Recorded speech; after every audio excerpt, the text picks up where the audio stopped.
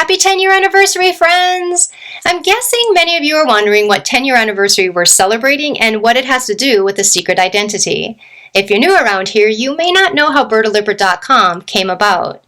It wasn't created by some narcissist who felt she needed a website named after herself. It wasn't from someone seeking fame. And it wasn't from someone looking to make money. It came about from a person in pain that was keeping a secret. My name is Berta, and this is my story. In 2010, I lost my mother to breast cancer. My whole world changed in that moment, kneeling beside her bed, holding onto her hand while she took her last breath. It was just after 6:30 a.m. on March 20th, 2010. I can vividly recall leaving the hospital after she died. I stood outside the hospital doors trying to make my way across the street as people on their morning commute rushed by me.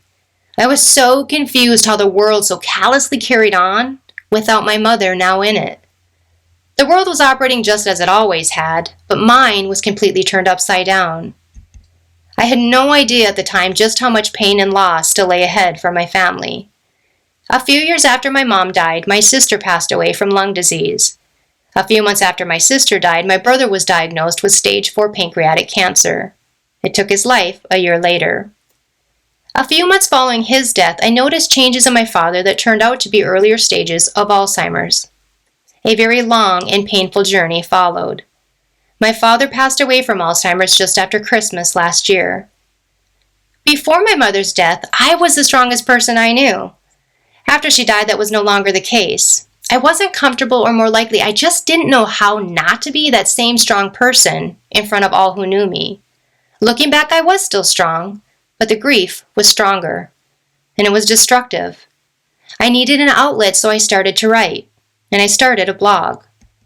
While the blog itself was public, no one in my real life knew I had it, and I kept my identity a secret on the blog itself. I shared no photos of myself and only went by B. I wrote about my mom, grief, and my struggle with it. I never thought anyone would ever really read it, but they did, and they wrote back.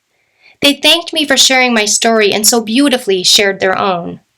Many of you seeing this are one of them, and I will forever be grateful for you.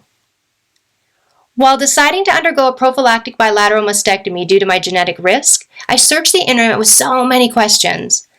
While I found a couple of great resources, I didn't find a lot of personal stories for women who found themselves in the same situation I did, so I decided to share mine in the hopes that I could help others. I shared incredibly intimate details of my procedure, and my blog began to grow. I was reaching more and more women who were seeking the same information I was just a few months prior. I spent countless hours corresponding with them and helping every chance I could. But remember, no one knew who I was.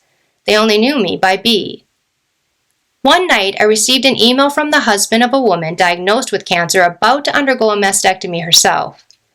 He wrote to thank me for sharing my journey as he felt more prepared to help her because of it. I started to truly see how much I was helping people and just how many more I might be able to if I could do this in a more official capacity. If I could be brave enough to share my identity with the world, I just might be able to help make it a better place for the people in it. So in August of 2013, I decided to go public with my identity and make some changes professionally. I already had my undergraduate and master's degrees, but I went back to study at Mayo Clinic and even made history in the medical field, becoming one of the first board-certified health and wellness coaches in the nation. I'm also a teacher and have been for decades. I taught for the American Red Cross while attending college and landed a job teaching health and safety in the semiconductor industry right out of grad school at 23 years old. I love teaching. And I love coaching. I love using my strengths to help people live happy and healthy lives full of purpose and meaning.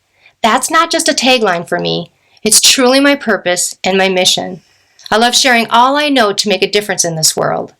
So on this 10-year anniversary of me sharing my identity I once hid with the world, I want to thank you. Thank you for letting me share my story with you, for you sharing yours with me, and for being part of this wonderful community we've created, Destination Angel. I most sincerely thank you for letting me be a part of your journey to health, happiness, purpose, and meaning. Love, B.